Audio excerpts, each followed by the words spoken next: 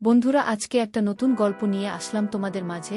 এটা সত্য এবং বাস্তব জীবনের ঘটনা। শেষ পর্যন্ত শোনার অনুরোধ রইল। শুনলে তোমার মধু চলে আসবে। দেরি না করে চলো শুরু করা যাক। গভীর রাতে ঘুমের মধ্যে আমি অনুভব করলাম কেউ আমার সাথে যেন ভিন্ন রকম কিছু করার চেষ্টা করছে। এরকম পরিস্থিতিতে হঠাৎ করে আমার ঘুম ভেঙে যায়। আমি ঘুম থেকে উঠে দেখি কাকিমা আমার সাথে কেমন জানি করছে।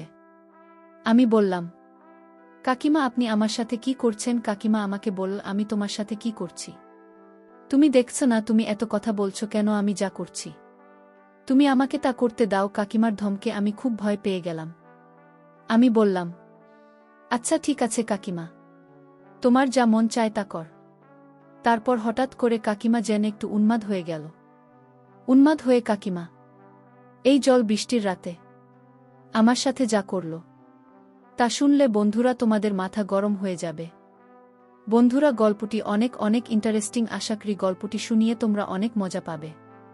বন্ধুরা, তোমাদের নিকট আমার ছোট্ট একটি অনুরোধ, তোমরা দয়া করে আমার চ্যানেলটিকে সাবস্ক্রাইব করে আমাকে সাপোর্ট করবে। হ্যালো বন্ধুরা, আমি ফারদিন, এটা আমার ছদ্মনাম। বর্তমানে আমার বয়স 25। আজকে আমি তোমাদের মধ্যে যে গল্পটি বলল, তখন আমার বয়স ছিল 13 কিংবা 14। আমার কাকা ছিল একজন ছোটখাটো ব্যবসায়ী। মাঝে মধ্যেই কাকা যখন ব্যবসার কাজে বিভিন্ন জায়গায় চলে যেত, তখন 3 দিন 4 দিন, এমনকি 1 সপ্তাহ পর্যন্ত বাইরে থাকত। যখনই কাকা বাড়িতে থাকত না, তখনই কাকিমাদের বাসায় আমাকে থাকতে হতো। কারণ এক হচ্ছে, কাকিমার বিয়ে হয়েছে মাত্র বছর 2 হয়েছে, কাকিমা এখনো কোনো সন্তানাদি হয়নি। 2 হচ্ছে, কাকিমা একলা একলা থাকতে অনেক ভয় পেত।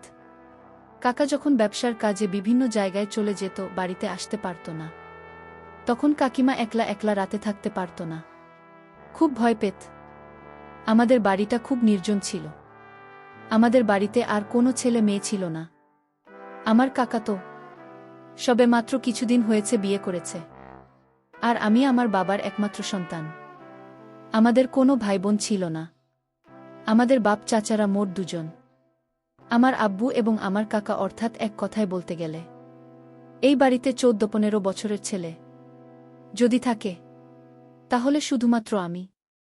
রাত্রে কাকিমা যখন একা একা বাসায় থাকত, তখন কাকাই আমাকে বলতো যে, তোর কাকিমা একা একা থাকলে সে অনেক ভয় পায়। বাড়িতে তো আমাদের অন্য কোনো মানুষ নাই। তুই আমাদের ভাইয়ের ছেলে হলে কি, আর আমার ছেলে হলে কি? তুই তো আমাদের একমাত্র ছেলে। তুই তো জানিস যে আমি একটা ছোটখাটো ব্যবসা করি। আমাকে মাঝে মধ্যেই ব্যবসার কাজে বাইরে থাকতে হয়। যখন আমি বাইরে থাকি, তখন তুই আমাদের বাসায় থাকবে, কারণ তোর কাকিমা রাত্রিবেলা একা একা থাকতে পারে না। আর তাছাড়াও তোর কাকিমা প্রেসারের রোগী। আমি যখন বাড়িতে থাকব না, তখন তুই আমাদের বাসার গেস্ট রুমে থাকবে, আর তোর কাকিমার কাছ থেকে টাকা নিয়ে যা বাজার সদাই লাগে সবকিছু করে দেবে, আর তোর কাকিমা দেখাশোনা করবে। ঠিক আছে? আমি বললাম, ঠিক আছে কাকা, কাকিমার যা যা বাজার লাগে সবকিছু আমি করে দেব, এ নিয়ে তুমি কোনো চিন্তা করো না। তারপর থেকেই বন্ধুরা, কাকা যখন বাড়িতে থাকত না, তখন কাকাদের এখানে আমাকে থাকতে হতো। কাকিমা যে রুমে থাকত, ঠিক পাশের রুমেই আমি থাকতাম। কিন্তু আমি যখনই কাকাদের রুমে যেতাম, অর্থাৎ কাকার এখানে রাতে থাকতে যেতাম, তখনই কাকিমা আমাকে ডেকে নিয়ে যেত তার রুমে, এবং আমাকে নিয়ে গল্প করত, অনেকক্ষণ টিভি দেখত। আমার কাকিমা ইন্টারমিডিয়েট পর্যন্ত পড়ালেখা করছে, আর এদিকে আমি ক্লাস 8-এ পড়তাম। মাঝে মধ্যে কাকিমা আমাকে পড়াতো বটে, তবে বেশিরভাগই কাকিমা আমাকে নিয়ে গল্প করত এবং বিভিন্ন রোম্যান্টিক মুভি দেখত। একদিন আমি কাকির এখানে থাকতে গেলে কাকিমা আমাকে বলল, বাবা ফারদিন, আজকে তুমি আমার এখানে থাকবে। বাইরের যে ঝড় বৃষ্টি আর বজ্রপাত হচ্ছে, তাতে আমি খুব ভয় পাচ্ছি। আমি বললাম, কাকিমা সমস্যা কি? বাহিরে বজ্রপাত থাকলেও তো সমস্যা নাই, চতুর্দিকে তো বিল্ডিং, আপনার কোনো ভয় নেই। তারপরও কাকিমা বলল, বাবা ফারদিন, তোমাকে আমি যা বলছি তুমি তাই কর।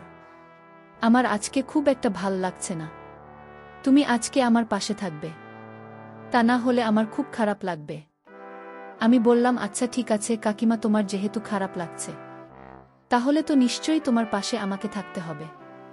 কিছুক্ষণ পর কাকিমা আমাকে বলল, বাবা ফারদিন, অনেকদিন ধরে তোমার সাথে আমার গল্প গুজব আড্ডা বাজি হয়নি। আজকে তোমাকে নিয়ে আমি অনেক আড্ডা দিব।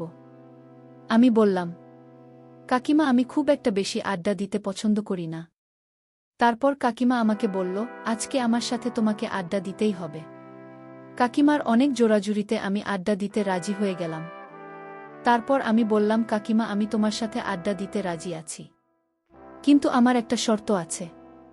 কাকিমা আমাকে বলল, বাবা ফারদিন কি শর্ত তোমার? আমি বললাম, কাকিমা আমার আব্বুকে আমি অনেকদিন ধরে বলছি আমাকে একটা মোবাইল কিনে দিতে, কিন্তু আমার আব্বু আমাকে কোনো মোবাইল কিনে দেয় না। কাকিমা তোমার সাথে আমি সারা রাত ধরে আড্ডা দেব, তুমি যতক্ষণ মন চায় তখন আড্ডা দিব, কিন্তু তোমাকে আমার একটি মোবাইল কিনে দিতে হবে। আমার কথা শুনে কাকিমা হা হা করে একটা হাসি দিন।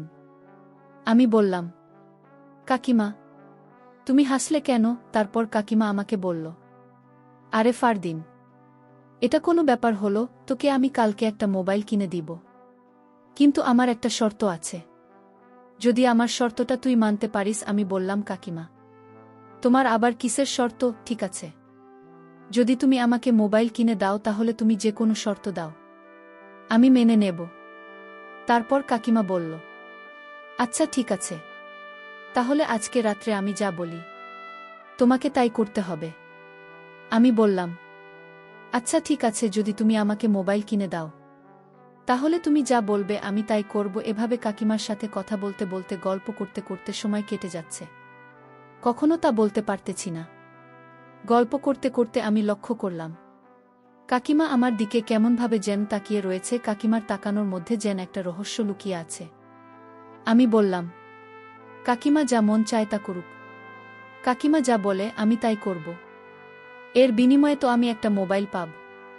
এই ভেবে কাকিমা শর্তে রাজি হয়ে গেলাম। তারপর আমি কাকিমাকে বললাম, কাকিমা এবার বলো তোমার সত্যটা কি? কাকিমা বলা, ফারদিন এত তাড়াহুড়া করেছে কেন? আস্তে আস্তে তোমাকে আমি সব বলছি আমার যে কি শর্ত, তা তুমি রাত হলেই বুঝবে। এবার চলো আমরা শুয়ে পড়ি। আর এদিক দিয়ে প্রচুর ঝড় বৃষ্টি হচ্ছে বাহিরে। কিছুক্ষণ পর কাকিমা আমাকে বলল, বাবা ফারদিন, আজকে আমার খুব খারাপ লাগছে। এই যে এমনটা নাও, এই মলমটা নিয়ে আমাকে একটু আমার মাথায় মালিশ করে দাও, তাহলে মনে হয় একটু ভাল লাগবে। তারপর আমি আর কি করব, বাধ্য ছেলের মতো হয়ে আমি কাকিমার মাথায় মালিশ করতে শুরু করলাম। একদিকে আমি মালিশ করতেছি, আরেকদিকে কাকিমা কেমন জান অদ্ভুত অদ্ভুত আওয়াজ করতেছে। আমি বললাম, কাকিমা তুমি এরকম অদ্ভুত আওয়াজ করছো কেন? কাকিমা বলল, আরে বাবা তো এটা বুঝবে না, তোকে যা বলছি তাই কর। আমি বললাম, ঠিক আছে কাকিমা। এই বলে বাধ্য ছেলের মতো কাকিমা শিখানো অনুযায়ী আমি তাকে মালিশ করতে শুরু করলাম। এভাবে মালিশ করতে করতে কাকিমা হঠাৎ করে ঘুমিয়ে পড়ল। আমিও ঘুমিয়ে পড়লাম। গভীর রাতে ঘুমের মধ্যে আমি অনুভব করলাম কেউ আমার সাথে যেন ভিন্ন রকম কিছু করার চেষ্টা করছে। এরকম পরিস্থিতিতে হঠাৎ করে আমার ঘুম ভেঙে যায়। আমি ঘুম থেকে উঠে দেখি কাকিমা আমার সাথে কেমন জানি করছে।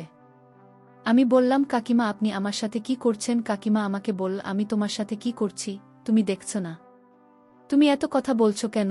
আমি যা করছি তুমি আমাকে তা করতে দাও। কাকিমার ধমকে আমি খুব ভয় পেয়ে গেলাম। আমি বললাম, আচ্ছা ঠিক আছে কাকিমা, তোমার যা মন চায় তা করে। তারপর হঠাৎ করে কাকিমা যেন একটু উন্মাদ হয়ে গেল। উন্মাদ হয়ে কাকিমা এই জোর বৃষ্টির রাতে আমাকে তার সাথে তাল মিলাতে বলল, অর্থাৎ সে যা যা আমাকে বলল আমি তাই যেন করতে লাগলাম। কারণ আমি যদি কাকিমার কথা না শুনি তাহলে তো কালকে কাকিমা আমাকে মোবাইল কিনে দেবে না। একটা মোবাইলের আশায় কাকিমা যা বলছে আমাকে তাই করতে হয়েছে। তারপর কাকিমা আমার সাথে এরকম ধরনের কাজ করতে লাগল, যার ফলে আমার অবস্থা খুব খারাপ হয়ে যেতে লাগল। তারপর আমি কাকিমাকে বললাম, কাকিমা তুমি আমাকে যে কাজ করার ইঙ্গিত দিচ্ছে সেটা করা কি ঠিক হবে? কাকে জানতে পারলে মনে কষ্ট পাবে। তারপর কাকিমা আমাকে বলল, ফারদিন তোমার কি মোবাইল লাগবে না? আমি বললাম যে কাকিমা লাগবে। তোমার যদি মোবাইল লাগে তাহলে তোমাকে আমার সাথে আজকে একটা কিছু করতে হবে, তাহলেই কেবল তুমি মোবাইল পাবে। তারপর কাকিমা আমার সাথে এমন কিছু করো যে আমার মুখের ভাষায় প্রকাশ করা অসম্ভব। আমিও তখন নিয়ন্ত্রণ হারিয়ে যা করার তাই হল। তারপর কাকিমার ইচ্ছামতো আমার সাথে অনেকক্ষণ বিনোদন করল। তারপর একটা পর্যায়ে তিনি ক্লান্ত হয়ে গেলেন। তারপর আমি কাকিমাকে বিনয়ের সাথে বললাম, কাকিমা, কাকার সাথে কখনো এরকম কিছু বলবেন না। আপনাকে অনুরোধ করলাম, কাকে জানতে পারলে আমাকে মেরে ফেলবে। তারপর কাকিমা বলল, আরে পাগল, তুমি এই বিষয় নিয়ে কোনো চিন্তা করো না। তুমি তো আমার কোথায় রাখছো, তাই না? তোমার কাকা জানবে কি করে এখানে তুমি আর আমি ছাড়া তো কেউ নাই। ফারদিন, তুমি অনেক সুন্দর, তোমাকে আমার অনেক পছন্দ। তুমি কিছু একটা ছেলে, তোমাকে আমি অনেক ভালোবাসি, কিন্তু আমি তোমাকে কখনো বলতে পারি নাই। তোমাকে নিয়ে বিনোদন করা আমার অনেক দিনের শখ। আজকে তুমি আমার ইচ্ছা পূরণ করবে।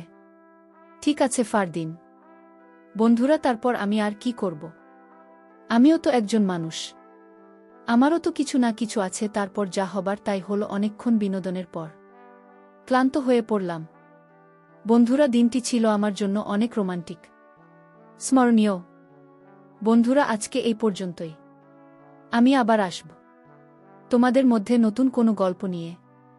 বন্ধুরা, ভিডিওটি যদি ভালো লাগে তাহলে একটি লাইক দাও। বন্ধুরা, এরকম ধরনের ইন্টারেস্টিং ভিডিও পেতে তোমরা অবশ্যই আমার চ্যানেলটিকে সাবস্ক্রাইব করে আমাকে সাপোর্ট করবে। পরিশেষে তোমাদের সকলের নেক হায়াত কামনা করি। ভিডিওটি দেখার জন্য তোমাদের সকলকে অসংখ্য ধন্যবাদ।